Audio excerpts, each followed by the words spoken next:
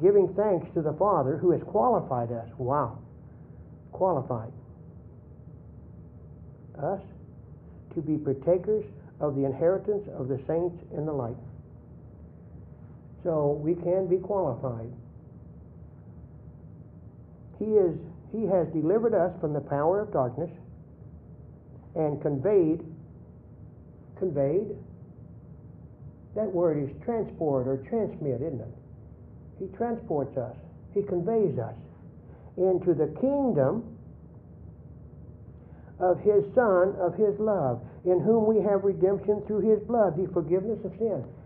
I remember someone who called themselves a Christian said that Jesus is always going to forgive us. He died for us. I remember that. He shed His blood for us.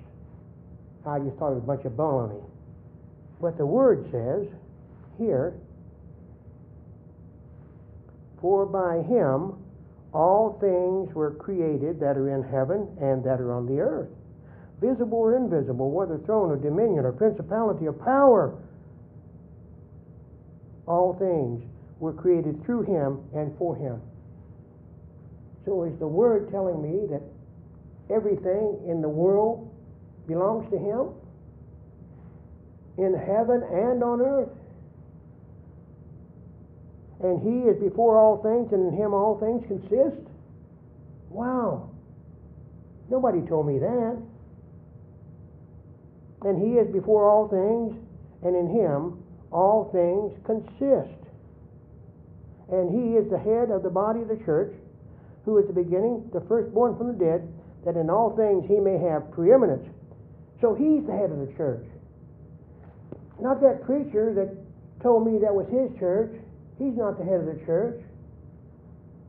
I remember this man who called himself an elder, and it was his church. But the Word tells me it belongs to Jesus Christ. It belongs to Him. Wow, that's so neat.